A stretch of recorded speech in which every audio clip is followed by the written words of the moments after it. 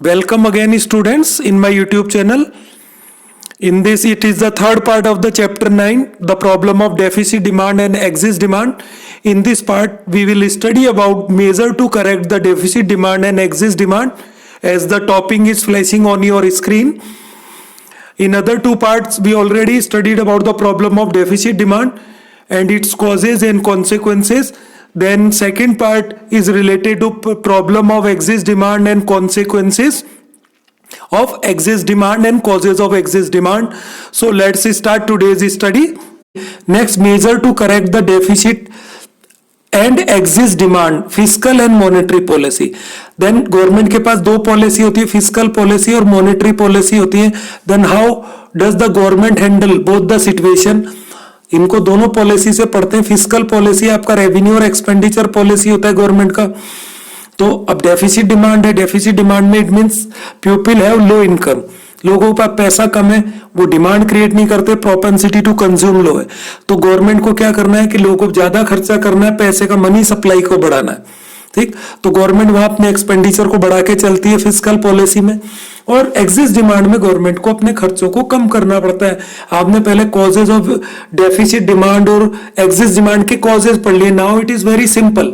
तो fiscal policy refer to the revenue and expenditure policy of the government.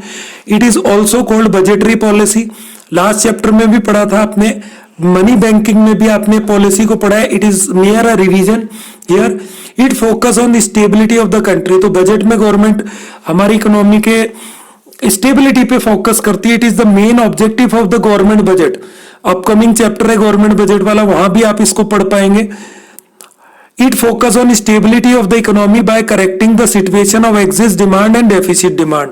तो ये कैसे कवर करेंगे इसको? Component of physical policy and the way these are used. So next जो अपने पास पेज आता है गवर्नमेंट एक्सपेंडिचर. तो डेफिसिट जो डिमांड है उस केस में गवर्नमेंट अपने एक्सपेंडिचर को बढ़ा देती है, सिंपल, और एक्सेस डिमांड में कम करना है. तो फर्स्ट पॉइंट है expenditure on the public work program such as the construction of roads. जो रोड्स का जो अपने पास कंस्ट्रक्शन है, फर्स्ट वाला पॉइंट है, such as the construction of road, dam, bridges. इसका एक्सपेंडिचर गवर्नमेंट को करना पड़ता है. तो डेफिसिट वाले केस में तो इसको बढ़ाएंगे और एक्सेस डिमांड में कम करेंगे. Second, expenditure on education and public welfare भी गवर्नमेंट का खर्चा है. Third, expenditure on the defence और of the country and the maintenance of the law and order, ये भी गवर्नमेंट का खर्चा आता है. Fourth, expenditure on various types of subsidies to the producer with a view to encourage production. So these are the expenditure of the government. अब यहां कहां cut करना है डेफिसिट डिमांड और एक्सेस डिमांड में? लेट्स सी ये government कैसे करती है इसको कट. यहां देखते हैं. इट इज अ पैराग्राफ जो में लिखा हुआ है. It is by changing any of all types of expenditure that the government seek to correct the situation of excess demand or deficit demand in the economy when there is excess demand. तो देखो मैं simple बता दूं, axis demand के case में government अपने खर्चों को कट करेगी हर जगह, और डेफिसिट डिमांड में वो खर्चे कट कर नहीं सकती, उसको बढ़ाने. So when there is excess demand government expenditure is reduce. तो जब एक्सिस डिमांड वाला आपके पास केस आएगा, ये एक्सिस डिमांड गवर्नमेंट जो एक्सपेंडिचर है इज रिड्यूस होंगे. And when there is a deficit demand government का जो काम है किस केस में, गवर्नमेंट के एक्सपेंडिचर को बढ़ाना पड़ेगा डेफिसिट वाले केस में. A rise in government expenditure act as the injection. जब गवर्नमेंट अपने एक्सपेंडिचर को बढ़ाती है तो एक इंजेक्शन का काम करती है इकोनॉमी के लिए. तो डेफिसिट डिमांड वाली प्रॉब्लम दूर होती है. Into the circular flow of income in the economy, जो आपने नेशनल इनकम में पढ़ा था, सर्कुलर फ्लो ऑफ इनकम. तो जैसे गवर्नमेंट कुछ एक्स्ट्रा इन्वेस्ट करती है, कोरोना के बाद में इकोनॉमी को ऊपर लाने के लिए 200 लाख करोड़ का इन्वेस्टमेंट किया. It is injection by the government. It is the simplest example to understand this problem. A cut in the government expenditure act like a withdrawal. तो एक्सिस डिमांड के केस में जब गवर्नमेंट एक्सपेंडिचर को cut करती है then it is called withdrawal from the circular flow of income in the economy. It is required when liquidity needs to be soaked to combat inflation. तो inflation, महंगाई से लड़ने के लिए मनी सप्लाई को कर्ब किया जाता है मार्केट से. तो गवर्नमेंट अपने एक्सपेंडिचर को लो लेवल पे लेके जाती है, कट करती है. जो जब डेफिसिट डिमांड होती है तो गवर्नमेंट अपने एक्सपेंडिचर को बढ़ाती है और वहां से एग्रीगेट डिमांड को बढ़ा के फुलर यूटिलाइजेशन की तरफ इकोनॉमी को ले जाती है. सेकंड है अपने पास taxes. Taxes are compulsory payment made by the government by the household. By increasing the tax burden on the household, the government reduce their disposable income. तो एक्सेस डिमांड में गवर्नमेंट को कैसे कंट्रोल करना है? Tax बढ़ा देगी, disposable income कम कर देगी, then excess demand will swipe up. Deficit जब डिमांड होगी तो वहां टैक्स में रिबेट दी जाएगी, सब्सिडी दी जाएगी, लोगों की जो डिस्पोजेबल इनकम वहां बढ़े तो लोग ज्यादा डिमांड करेंगे, तो डिफ्लेशनरी जो सिचुएशन है वो हैंडल होती है और एक्सेस डिमांड में टैक्स को बढ़ा के डिस्पोजेबल इनकम को कम किया जाता है. थर्ड पॉइंट है पब्लिक बोरिंग, पब्लिक डेब्ट. नाउ इट इज अनदर जो कंपोनेंट है फिस्कल पॉलिसी का. By borrowing from the public the government creates public डेब्ट in the situation of deficit demand. Borrowing से करके जो खर्चा है उसका एक्सपेंडिचर गवर्नमेंट करती है to handle the condition of deficit demand. और when AD need to be increase, जब एग्रीगेट डिमांड को बढ़ाना हो तो गवर्नमेंट पब्लिक जो डेब्ट क्रिएट करता है by borrowing. The government reduce the borrowing from the public so that people are left with greater liquidity. तो गवर्नमेंट क्या करता है? Reduce its borrowing from the public. तो जो डेफिसिट डिमांड है उसमें गवर्नमेंट क्या करेगा? कम बोरिंग करेगा. क्या? ताकि लोगों के पास ज्यादा पैसा रहे खर्च करने के लिए. So that people are left with greater liquidity और the cash balance and aggregate expenditure remain high. तो लोगों का एग्रीगेट एक्सपेंडिचर बढ़ जाए. On the other end when there is a situation of excess demand, excess demand में इसका just opposite है. The government step up public borrowing by offering attractive rates of interest. Government ने अच्छा rate of interest दिया bank पे, then everybody will deposit their money in the bank, then they don't have the liquidity to spend in the market. Market में खर्च करने के लिए नहीं बचेगा तो एग्रीगेट डिमांड कम हो जाएगा, तो एक्सिस डिमांड का केस कवर होता है. डेफिसिट डिमांड में गवर्नमेंट बोरिंग कम करती है, लोगों के पास लिक्विडिटी जो क्रंच है, लिक्विड कैश ज्यादा रहने देती है ताकि उनकी डिमांड बढ़े. So it is very easy to understand. Next, borrowing from RBI. Sometime government borrow from RBI in order to increase their expenditure to handle both the situation excess और deficit demand को handle करने के लिए. borrowing by the government from the RBI is another element. ये एक another element है जिससे government in situations को करेक्ट कर पाती है. inflationary deflationary दोनों opposite चलते हैं. it is increased to fight deflationary gap. deflationary अगर गैप होते हैं, डेफिसिट डिमांड है, तो गवर्नमेंट ज्यादा बोरिंग करती है आरबीआई से, इंक्रीज करती है अपनी बोरिंग को, and reduce to fight the inflationary gap. तो डिफ्लेशनरी गैप में बोरिंग आरबीआई से बढ़ जाएगा, डिफ्लेशन और इन्फ्लेशनरी गैप में कम हो जाएगा. Higher borrowing release greater liquidity in the economy. जब बोरिंग ज्यादा होंगी आरबीआई से तो इकोनॉमी में लिक्विडिटी ज्यादा हो जाएगी और इससे डेफिसिट डिमांड प्रॉब्लम जो है वो हैंडल होता है. When borrowing is reduce the amount of liquidity in the economy is also reduce as desire to correct inflationary gap. So it is also clear भी कब बोरिंग बढ़ाना है, कब घटाना है. Now high order thinking, what fiscal measures would be recommended to correct the deficit demand. अब deficit demand को correct करने के लिए भी आपने पढ़ा है.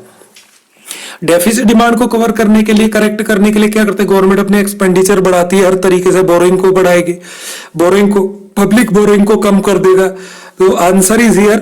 फर्स्ट है the government should step up to expenditure, public work program, education, on public welfare, इस पे अपना खर्चा वो बढ़ा देगी क्योंकि ये डेफिसिट डिमांड वाला केस है. Second, the government should reduce tax burden को कम कर देगी ताकि लोगों के पास ज्यादा पैसा रह जाए यहाँ पे.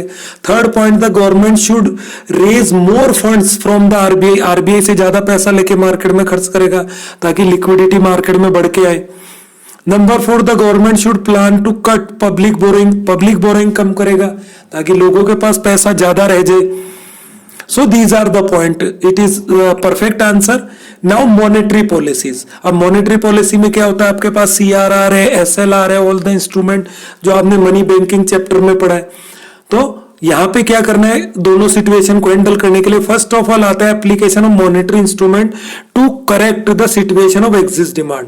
Bank rate and repo rate दोनों सेम होता है, दोनों में डिफरेंस क्या होता है? एक में कोलेटरल रिक्वायर्ड है और एक में कोलेटरल रिक्वायर्ड नहीं है. बट दोनों बैंक रेट और रेपो रेट क्या है? A rate on which RBI lends the money to commercial bank. जो कमर्शियल बैंक को पैसा आरबीआई देता है जिस इंटरेस्ट रेट पे, these rates are called bank rate and repo rate. Both are similar but दोनों में कोलेटरल का फर्क है. As a follow-up action, market rate of interest is raised by the commercial bank, cost of borrowing rise. जब commercial bank rate of interest को बढ़ाते हैं तो बोरोइंग रेट बढ़ जाती है, मतलब मनी का वैल्यू, मनी की प्राइस बढ़ जाती है।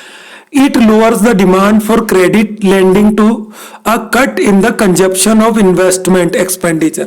तो जब ब्याज महंगा हो जाता है then people will seek less loans, तो लोग कम लोन लेंगे, मार्केट में पैसा कम जाएगा। तो इंटरेस्ट रेट जो है उसको कब बढ़ाया जाता है, इन्फ्लेशन जब होती है तो उसको कट करने के लिए, ताकि मार्केट में पैसा कम जाए। तो जब एक्सेस डिमांड वाला केस है तो रेपो रेट और बैंक रेट को बढ़ा दिया जाता है, simple.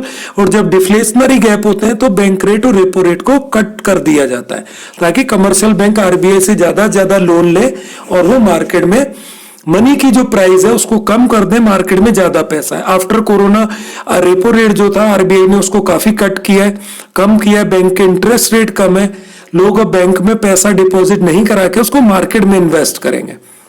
And people will take more loan from the banks because the rate of interest is very low, then it is the perfect solution of the deficit demand. क्योंकि corona से काफी demand deficit हुई है, तो government इसको लंबे time तक repo rate को दोबारा बढ़ाने वाला नहीं है। जो बैंक में एफडी पे आरडी पे जो इंटरेस्ट कम हुआ है उसका रीजन ही है कि लोगों के इंटरेस्ट, अब जो बैंक में पैसा डिपॉजिट कराने में इंटरेस्ट कम हो, वो लोग मार्केट में खर्च करें। सो बैंक रेट और रेपो रेट का आपने डेफिसिट और एक्सेस डिमांड के केस में देख लिया क्या रोल है, what is the role of both these rate. Second, reverse repo rate. Reverse repo rate is the rate on which the commercial bank park their excess money in RBI। मतलब reverse repo rate वो interest rate है जो कि RBI पे करता है commercial bank को उनकी मनी पार्क करने के लिए। जब कमर्शियल बैंक के पास एक्स्ट्रा पैसा होता है जो लोन पे नहीं दिया जाता, उसको वो कुछ टाइम के लिए आरबीआई के पास डिपॉजिट करवा देता है और आरबीआई उनको एक इंटरेस्ट रेट जो है उस पे इंटरेस्ट पे करता है। This rate is called reverse repo rate. तो ये बैंक रेट और रेपो रेट का ऑपोजिट होगा। इन्फ्लेशनरी जब गैप होंगे तो उसमें रिवर्स जो रेपो रेट है उसको बढ़ा दिया जाएगा। जैसे रिवर्स रेपो रेट बढ़ता है then commercial bank will deposit their money to RBI, और मार्केट में वो नहीं देंगे तो इन्फ्लेशनरी गैप जो है वो यहां कवर होते हैं। In order to deflationary gap में रिवर्स रेपो रेट को कम किया जाता है ताकि कमर्शियल बैंक अपना पैसा आरबीआई से निकाल के मार्केट में जो है लोन के रूप में दे, ताकि लोगों के पास ज्यादा पैसा हो, डेफिसिट डिमांड वाली कंडीशन कवर हो। So let's read this point. This includes the commercial bank to park their surplus fund with the RBI. Accordingly lesser funds are used by CRR deposit for the creation of credit। जो CRR है आपके पास cash credit cash reserve जो ratio है इसको कम किया जाएगा ताकि commercial bank के पास ज्यादा पैसा हो। दोबारा मैं पढ़ देता हूं। This induce the commercial bank to park their surplus fund with RBI. जैसे रिवर्स रेपो रेट बढ़ता है तो कमर्शियल बैंक अपने सरप्लस मनी को आरबीआई के पास जमा कराते हैं। Accordingly lesser fund are used as CRR deposit for the creation of credit. तो जो क्रेडिट क्रिएशन वाला प्रोसेस है वो कम हो जाता है और इससे मनी सप्लाई मार्केट में कम होगी, तो इन्फ्लेशनरी जो कंडीशन है एक्सिस्ट डिमांड वाली सिचुएशन यहाँ टेकल होती है। Availability of credit is reduce, it lead to cut in AD, excess demand और इन्फ्लेशनरी गैप इज क्रब्ड। तो इन्फ्लेशनरी गैप क्रब्ड हो जाते हैं। पर डिफ्लेशनरी गैप में क्या होता है, रिवर्स रेपो रेट को क्या है रेज की जगह डाउन कर दिया जाता है। सेकेंड है Pursuing the policy of open market operation। open market operations क्या है, securities are sold by RBI to soak liquidity. अगर मार्केट में से लिक्विडिटी को कम करना है, और ऐसा कब किया जाता है एक्सिस्ट डिमांड के केस में, तो वो सिक्योरिटीज को सोल्ड बेचेगा। जैसे वो बेचेगा तो बदले में पैसे आएंगे, लिक्विडिटी सोक होगा। Accordingly cash reserve of the commercial bank are reduce implying a cut in their credit creation capacity. और इससे क्रेडिट क्रिएशन जो कैपेसिटी है कमर्शियल बैंक का वो कम हो जाता है। When the availability of credit reduce AD shrink accordingly excess demand is corrected. तो इससे एक्सिस्ट डिमांड करेक्ट हो जाता है। और इसका ऑपोजिट, अगर डिफ्लेशनरी गैप है डेफिसिट डिमांड है तो वहां पे यहां सिक्योरिटी को सोल्ड किया जाता है, वहां वापस बाय किया जाता है ताकि मार्केट में वापस पैसा जाए। Next point, CRR is raise to lower credit creation. CRR को बढ़ा के भी क्रेडिट क्रिएशन को कम किया जा सकता है इन केस ऑफ इन्फ्लेशनरी कंडीशंस या फिर एक्सिस्ट डिमांड वाली कंडीशन में। तो एक्सिस्ट डिमांड है तो सीआरआर को बढ़ा दिया जाएगा, और डेफिसिट डिमांड है तो सीआरआर को कम किया जाएगा। जैसे ही सीआरआर कम करते हैं तो लिक्विडिटी जो सीआरआर को कम करते ही ज्यादा पैसा होगा मार्केट में, और सीआरआर को जब बढ़ाया जाता है तो सीआरआर कैश रिजर्व ज्यादा रखना पड़ता है कमर्शियल बैंक को, तो क्रेडिट क्रिएशन कैपेसिटी कम होता है, और सीआरआर का जो इफेक्ट है दोनों तरफ से यूज किया जाता है। नेक्स्ट है एसएलआर, सिक्योरिटी लिक्विडिटी रेशियो। इसमें क्या आता है, तो एसएलआर में आपको पहले पढ़ाया गया था, इसमें क्या आता है, कैश आता है, gold and unencumbered securities. What are unencumbered securities? A securities against which any kind of loan is not issued, जिसमें किसी भी तरीके का लोन इश्यू नहीं किया गया है। तो एसएलआर के साथ क्या होता है, सेम जो सीआरआर के साथ किया जाता है, अगर एक्सिस्ट डिमांड है तो एसएलआर को बढ़ा दिया जाता है और जो क्रेडिट क्रिएशन कैपेसिटी है उसको कम किया जाता है, और जब डिफ्लेशनरी गैप होता है तो एसएलआर को कम कर दिया जाता है, उससे डिफ्लेशनरी जो गैप है, डेफिसिट डिमांड वाली कंडीशन टेकल हो जाती है। Next, margin required is another instrument. What is margin requirement? Sometime bank offer the loan on the property not fully, just like 1 crore की प्रॉपर्टी का पेपर रखा है तो गवर्नमेंट उसमें 20 लाख का मार्जिन रख के 80 लाख का लोन देता है, मतलब 20 लाख रुपीस कम दिया है। कभी कभी वो 50% लोन भी देता है, it depends on margin required. तो एग्जिस्ट डिमांड के केस में मार्जिन रिक्वायरमेंट को बढ़ा दिया जाता है ताकि लोन मार्केट में कम जाए, पैसा कम जाए, और डेफिसिट डिमांड के केस में मार्जिन को बहुत कम किया जाता है। And sometime bank offer 100% loan on the property in case of deficit demand. तो इंडिया में जो है जो डेफिसिट डिमांड वाला प्रॉब्लम ज्यादा है, तो यहां पे मार्जिन रिक्वायर्ड बहुत कम रखा जाता है बैंक के द्वारा। Next, moral pressure as RBI is apex bank, ये बिल्कुल एपेक्स बैंक की तरह काम करता है, सुपरवाइजर बैंक है सभी कमर्शियल बैंक के ऊपर। Then it can issue the advisory for the commercial bank time to time in case of excess demand and deficit demand की वर्क अकॉर्डिंगली वो सजेशन उनको देता है। Then it is called the moral pressure it exert by the RBI, जो RBI commercial bank को बोलता है, then जो कमर्शियल बैंक है दे विल फॉलो, तो मॉरल जो एडवाइस है एडवाइजरी जारी करके, it is called moral pressure. Next point, credit rationing in is introduced. What is credit rationing? Sometime government introduce credit rationing. It is implied by sector wise. मतलब in this जो loan है वो कम नहीं किए जाते, there sector change, जैसे industry sector में loan को कम कर दिया और एजुकेशन और हेल्थ में बढ़ा दिया, लोन टोटल सेम होंगे बट उनका जो सेक्टर वाइज है, प्राइमरी सेकेंडरी टर्सरी के प्राइमरी में ज्यादा दे दो तो वहां अपने पास प्रोडक्शन बढ़ जाएगा, एग्रीकल्चर में या हेल्थ डिपार्टमेंट में दे दो एजुकेशन लोन ज्यादा जारी करो, then it is called credit rationing. Let me read it. Prescribed credit limits for the different sector of the economy. यहाँ पे जो इकोनॉमी के डिफरेंट सेक्टर हैं वहां के लिए क्रेडिट लिमिट एक कर दी जाती है कि इससे ज्यादा लोन इस सेक्टर में नहीं दिए जाएंगे. This restrict the availability of the credit accordingly. AD is lowered and excess demand is corrected. Excess demand कब करेक्ट होगा? जब they restrict the availability of credit, particular sector में क्रेडिट अवेलेबिलिटी को रिड्यूस कर दिया जाता है. सो ये आपके एक्सिस्ट डिमांड वाले थे. अब application of monetary instrument to correct the situation of deficit demand, ये बिल्कुल ऑपोजिट है जो मैंने आपको इन्हीं के साथ समझाया है. वंस अगेन वही पॉइंट आपके पास जो आएंगे, इन शॉर्ट आप यहां पढ़ लें. First, bank rate repo rate are lowered, मैंने आपको ऊपर बता दिया है. Second, reverse repo rate lowered, वहां पे इंक्रीज था. Third point, securities are purchase to inject liquidity, यहां सिक्योरिटी परचेज की जाएंगी. अभी एक्सिस्ट डिमांड में आपने सोल्ड पढ़ा था. नेक्स्ट, सीआरआर इज लोअर्ड, आपने वो इंक्रीज पढ़ा था. SLR lowered to enhance credit creation capacity of the commercial bank. तो these are the same. Margin requirement को लोअर कर दिया जाएगा. फिर moral pressure is built on the commercial bank to be liberal in lending, कि आप ज्यादा loan दे, liberal बन के लोन दे. सो जब भी आप ऊपर वाले जो पॉइंट पढ़ते हैं तो उनको दोनों रेफरेंस में आप पढ़ लें. क्रेडिट राशनिंग का है, if already in force it withdraw, अगर क्रेडिट राशनिंग का इंप्लीमेंट किया हुआ है एक्सिस्ट डिमांड के केस में तो डेफिसिट डिमांड में उस क्रेडिट राशनिंग को रिमूव कर लिया जाता है. So these are the fiscal and monetary instrument to check the deficit demand and exist demand by the government. Monetary and fiscal policy, what are the differences between both these? Let me read it. ये एक summarize है, revision. First है, it is the policy of correcting excess or deficit demand in the economy by controlling the supply of credit. Monetary policy में क्या किया जाता है? Money supply को कंट्रोल किया जाता है. ठीक, उसमें CRR, SLR, margin requirement, credit rationing, ये सब आते हैं। सेकंड पॉइंट है मॉनेटरी पॉलिसी में, it is presided by the central bank of the country, ये RBI हैंडल करता है। थर्ड है टूल ऑफ, जो है वो भी मैंने आपको बताया, repo rate, reverse repo rate, bank rate, जो है मार्केट ऑपरेशन से open market operation, CRR, SLR। इन फिस्कल पॉलिसी, ये रेवेन्यू और एक्सपेंडिचर पॉलिसी है, it is called budgetary policy also. It is the policy of correcting excess or deficit demand in the economy by managing revenue and expenditure of the government है। Second, it is preceded by government है। And tools इसके क्या, आपके पास tax हो गया, subsidy हो गया, government expenditure हो गया, पब्लिक बोरिंग हो गया, ये सारी चीजें इसमें आती हैं। So these are the main differences. Hope you are understanding. You can ask your problem anytime.